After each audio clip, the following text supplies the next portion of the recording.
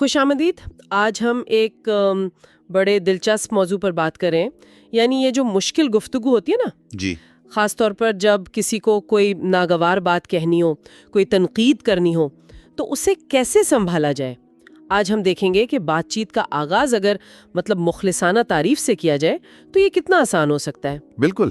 اور اس کے لیے آج ہم ڈیل کارنیگی کی مشہور زمانہ کتاب how to win friends and influence people سے کچھ رہنمائی لیں گے. یہ کتاب تو آپ جانتی ہیں دہائیوں سے تعلقات اور بات چیت کے فن پر ایک معیار سمجھی جاتی ہے. تو آج ہمارا مقصد کارنیگی کے اس خاص اصول کو سمجھنا ہے کہ تعریف اور مخلصانہ قدردانی سے شروع کریں. ہم یہ دیکھیں گے کہ یہ صرف ایک اچھی بات نہیں بلکہ ایک باقاعدہ حکمت عملی ہے جس کی جڑیں انسانی نفسیات میں ہیں. کچھ تاریخی اور وہ کاروباری مثالیں بھی دیکھیں گے کہ یہ کام کیوں کرتا ہے. اور اس کا نفسیاتی پہلو واقعی بڑا دلچسپ ہے. یعنی جب کوئی اپنی تعریف سنتا ہے نا تو اس کا جو قدرتی رد عمل ہوتا ہے وہ دفاعی رویہ وہ کم ہو جاتا ہے. تعریف سے یوں سمجھیں کہ انا کو ٹھیس لگنے کا ڈر کم ہو جاتا ہے. اچھا. تو اس ذہنی کیفیت میں وہ آنے والی تنقید کو ذاتی حملے کے بجائے ایک قابل غور بات سمجھنے کے لیے زیادہ تیار ہوتا ہے. ہاں یہ بات تو سمجھ آتی ہے. جیسے وہ دانتوں کا ڈاکٹر ڈرلنگ سے پہلے نوبکین لگاتا ہے نا. جی جی. یا حجام شیو سے پہلے صابن لگاتا ہے جلد نرم کرنے کو. تو یہ تعریف ایک طرح کی تیاری ہے. بالکل بالکل. یہ ایک قسم کی ذہنی تیاری ہے. تعریف سننے سے لگتا ہے کہ بھئی صرف غلطی نہیں دیکھی جا رہی، میری مجموعی شخصیت یا کام کو سراہا بھی جا رہا ہے. اس سے نا وہ لڑائی والی فضا نہیں بنتی بلکہ ایک تعاون کی، افہام و تفہیم کی فضا بنتی ہے. لیکن یہاں ایک بہت اہم بات ہے جس پر کارنیگی بہت زور دیتے ہیں. وہ کیا؟ کہ یہ تعریف مخلصانہ ہونی چاہیے. مطلب صرف چالاکی یا چاپلوسی نہ ہو، ورنہ اس کا اثر بالکل الٹا ہو سکتا ہے. صحیح. یہ بہت اہم ہے. یعنی صرف رسمی طور پر دو جملے نہیں کہنے بلکہ واقعی کوئی اچھی بات ڈھونڈ کر ایمانداری سے کہنی ہے. چلیں کچھ مثالیں دیکھتے ہیں کہ یہ اصل میں کام کیسے کرتا ہے. تاریخی مثالوں سے شروع کرتے ہیں. امریکی صدر کیلون کولج، سائلنٹ کیل. جی سائلنٹ کیل وہ مشہور تھے اپنی کمگوئی کی وجہ سے. تو ان کا ایک واقعہ ہے کہ انہوں نے ایک دن اپنی سیکرٹری سے کہا، آج آپ نے بڑا خوبصورت لباس پہنا ہے اور آپ ہیں بھی بہت پرکشش. اچھا. کالج جیسے شخص سے ایسی تعریف، وہ تو حیران ہوئی ہوں گی. یقیناً ہوئی ہوں گی. لیکن فوراً بعد کالج نے کہا، زیادہ خوش فہمی میں نہ پڑے، میں نے یہ صرف آپ کو اچھا محسوس کرانے کے لیے کہا تھا. آئندہ ذرا اپنی پنکچویشن کا خیال رکھیے گا. اوہ، یہ تو تعریف کی اور ساتھ ہی ڈانٹ دیا ایک طرح سے. یہ طریقہ تو کچھ زیادہ ہی کھرا نہیں تھا. نفسیات کیا کہتی ہے اس بارے میں؟ دیکھیں نفسیات تو ٹھیک تھی. کالج نے پہلے ایک مثبت ماحول تو بنا ہی دیا. تعریف نے سیکرٹری کو سننے کے لیے تیار کر دیا تھا. اگر وہ سیدھا پنکچویشن کی غلطی بتاتے تو شاید وہ برا مان جاتی. ہاں شاید دفاعی ہو جاتی. جی. تعریف نے تنقید کی جو کاٹ تھی نا وہ کم کر دی. البتہ وہ جو انہوں نے کہا کہ یہ صرف اچھا محسوس کرانے کے لیے تھا، وہ مخلصی والے پہلو کو ذرا کمزور کرتا ہے. کارنیگی شاید اس سے پوری طرح متفق نہ ہوتے کیونکہ تعریف کا سچا ہونا لازمی ہے. یعنی اصول تو استعمال کیا مگر طریقہ شاید اور بہتر ہو سکتا تھا. چلے ایک اور مثال دیکھتے ہیں. شاید اس سے یہ اصول زیادہ واضح ہو. صدر ولیم میکنلے اور 1896 کی مہم. ہاں یہ تو کمال کی مثال ہے کہ تعلقات خراب کیے بغیر نہیں کیسے کہا جائے. ایک اہم پارٹی رہنما نے ایک تقریر لکھی اور بڑے جوش سے میکنلی کو سنائی. اب تقریر میں کچھ باتیں تو اچھی تھیں مگر وہ اس خاص موقع کے لیے مناسب نہیں تھی. تو میکنلی کے لیے مشکل صورتحال تھی. تقریر رد کرنی تھی لیکن اس بندے کا جوش بھی نہیں توڑنا تھا اور ناراض بھی نہیں کرنا تھا. کیا کیا انہوں نے؟ کمال حکمت عملی اپنائی. سیدھا نہیں کہنے یا غلطیاں نکالنے کے بجائے انہوں نے کہا، میرے دوست یہ شاندار تقریر ہے، ایک عظیم تقریر، کوئی اس سے بہتر نہیں لکھ سکتا تھا. بہت سے موقع ہوں گے جہاں یہ بالکل ٹھیک لگے گی، لیکن کیا یہ اس خاص موقع کے لیے ٹھیک ہے؟ آپ کے خیال میں تو یہ بہت اچھی ہے پر مجھے پارٹی کے نقطہ نظر سے بھی تو سوچنا ہے نا. واہ.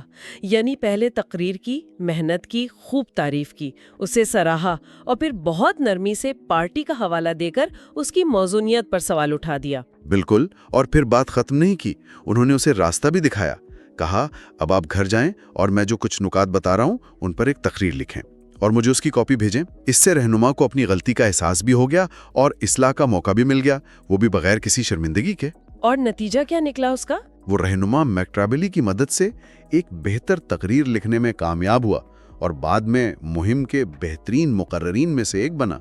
یہ دکھاتا ہے کہ مخلص تعریف اور تعمیری رہنمائی مل کر کتنا فرق ڈال سکتے ہیں۔ یہ تو واقعی میکانلی کی مہارت تھی، ایک مشکل صورتحال بھی سنبھال لی اور ساتھی کی مدد بھی کی، تعریف کو ایک پل کی طرح استعمال کیا مشکل پیغام پہنچانے کے لیے۔ جی بالکل۔ اب ایک ایسی مثال جہاں حالات بہت ہی سنگین تھے، ابراہم لنکن اور خانہ جنگی کا وہ مشکل ترین دور۔ ہاں، یہ تو تاریخ کا ایک بہت ہی نازک موڑ تھا۔ یونین آرمی ہار رہی تھی، مایوسی پھیلی ہوئی تھی، لنکن پر شدید دباؤ تھا اور انہیں جنرل جوزف ہوکر کو ایک اہم فوج کی کمان دینی تھی۔ ہوکر قابل تھے مگر ان کے رویے پر کچھ تحفظات تھے۔ خاص طور پر پچھلے کمانڈر جنرل برنسائیڈ کے ساتھ ان کے اختلافات کی وجہ سے، ہے نا؟ جی ہاں، تو لنکن نے اپریل 1863 میں ہوکر کو ایک خط لکھا۔ وہ خط آج بھی قیادت اور ڈپلومیسی کا شاہکار سمجھا جاتا ہے۔ اس کی اہمیت کا اندازہ لگائیں کہ 1926 میں وہ $12,000 میں نیلام ہوا تھا۔ $12,000 اس زمانے میں! تو اس خط میں ایسا کیا تھا؟ اس کی ساخت کیسی تھی؟ لنکن نے شروع کیسے کیا؟ لنکن نے شروع ہی تقریر کے اعلان سے کیا اور پھر فوراً ہاکر کی خوبیوں کا ذکر کیا۔ انہوں نے لکھا، میں آپ کو ایک بہادر اور ماہر سپاہی سمجھتا ہوں جو مجھے پسند ہے۔ میں یہ بھی مانتا ہوں کہ آپ سیاست کو پیشے سے نہیں ملاتے، جس میں آپ صحیح ہیں۔ آپ کو خود پر اعتماد ہے جو ایک قیمتی خوبی ہے۔ آپ محتواکانکشی ہیں جو مناسب حد میں فائدہ مند ہے۔ اچھا، تو پہلے واضح طور پر ان کی صلاحیتوں کو سراہا جو فوج کے لیے اہم تھیں۔ اس سے ہاکر کو لگا ہوگا کہ صدر ان کی قدر کرتے ہیں۔ بالکل، ایک مثبت بنیاد رکھی، اس کے بعد ہی وہ تنقید کی طرف آئے۔ اور تنقید کیسے کی؟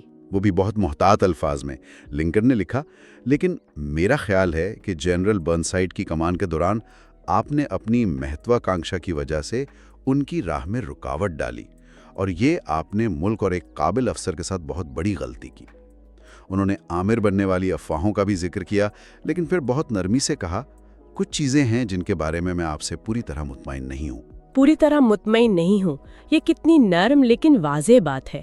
یہ سیدھا الزام نہیں بلکہ ایک تشویش ہے جس میں اصلاح کی گنجائش ہے۔ یہی تو لنکن کی حکمت تھی، سنگین غلطیوں کی نشاندہی کی مگر اس انداز میں کہ ہوکر دفاعی ہونے کے بجائے اپنی ذمہ داری محسوس کرے۔ وہ جو تعریف سے بنیاد رکھی تھی نا، اس نے تنقید کو قابل قبول بنا دیا۔ اور خط کے آخر میں واضح توقعات بتائیں، اب میں آپ سے فوجی کامیابی چاہتا ہوں اور میں آمریت کا خطرہ مول لینے کو تیار ہوں۔ ساتھ ہی جلد بازی اور فوج میں منفی تنقید کے کلچر سے خبردار بھی کیا۔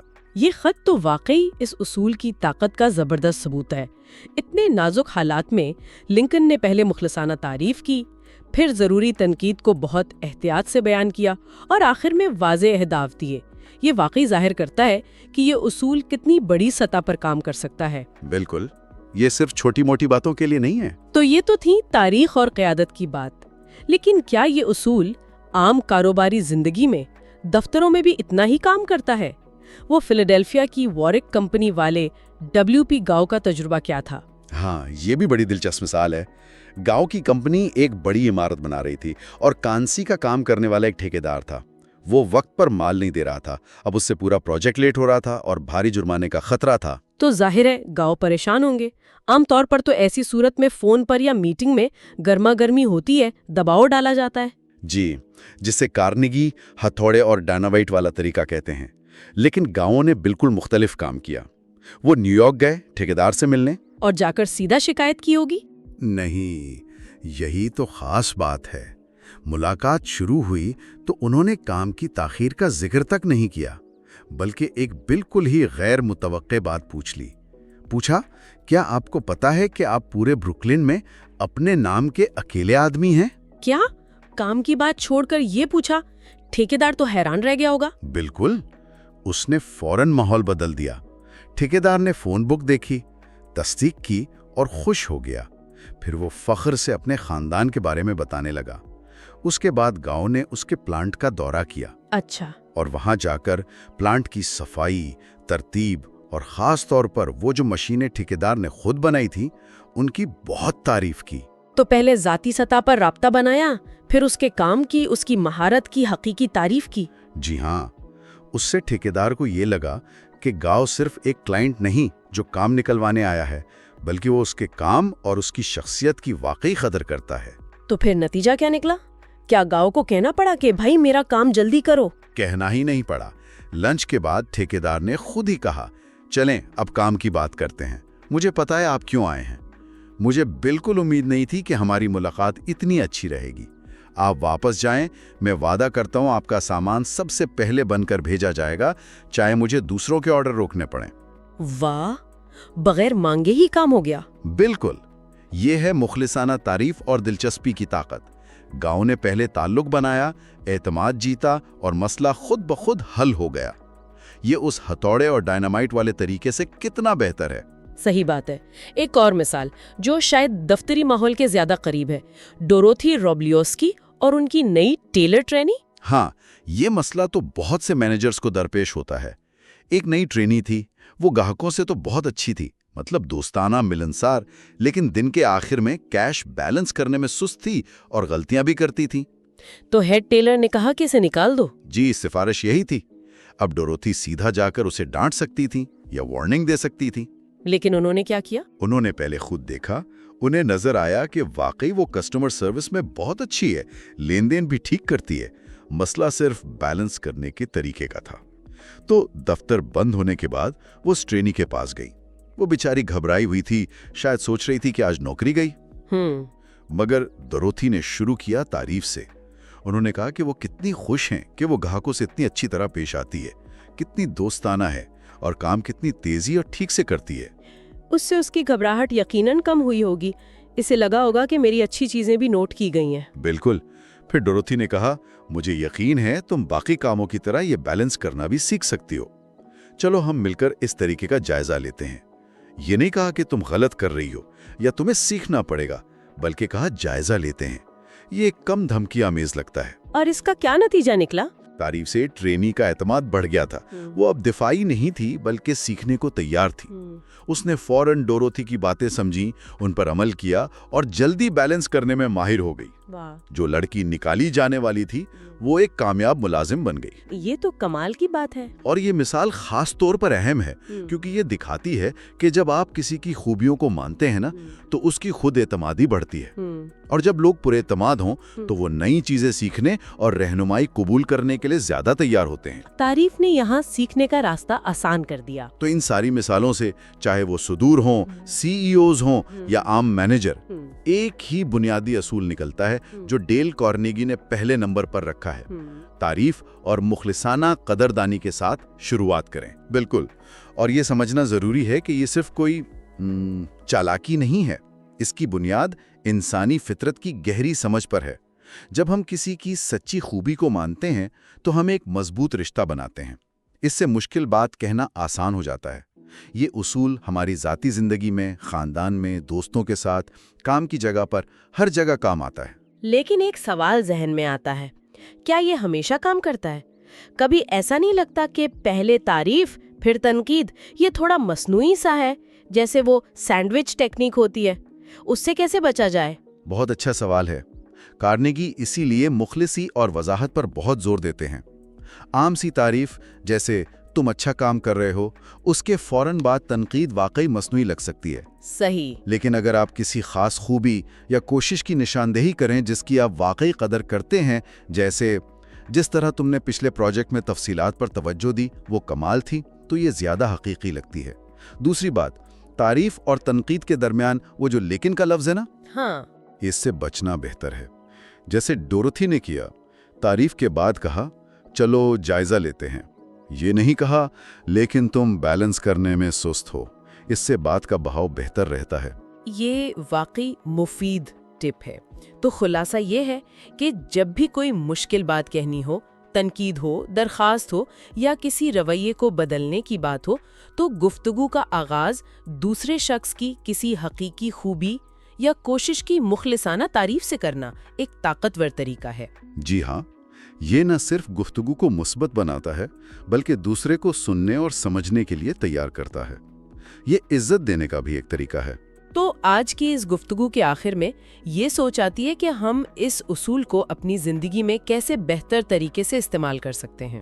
ہاں، یہ غور کرنے کی بات ہے کہ اگر کوئی مشکل گفتگو آنے والی ہے تو کیا اس اصول کو استعمال کرنے سے اس کا نتیجہ مختلف ہو سکتا ہے؟ اور اس سے بھی اہم، کیا ہم یہ کوشش کر سکتے ہیں کہ جب ہم کسی کی غلطی یا کمی پر توجہ دے رہے ہوں تب بھی اس شخص میں کوئی نہ کوئی حقیقی طور پر قابل تعریف بات تلاش کریں؟ دوسروں میں اچھائی ڈھونڈنے کی یہ کوشش خاص طور پر مشکل وقت میں نہ صرف ہمارے تعلقات بہتر بناتی ہے بلکہ شاید ہمارے اپنے دیکھنے کے انداز کو بھی زیادہ متوازن اور ہمدردانہ بناتی ہے۔ یہ سوچنے کی بات ہے کہ سچی قدردانی کا ایک چھوٹا سا جملہ بھی کتنا بڑا فرق ڈال سکتا ہے۔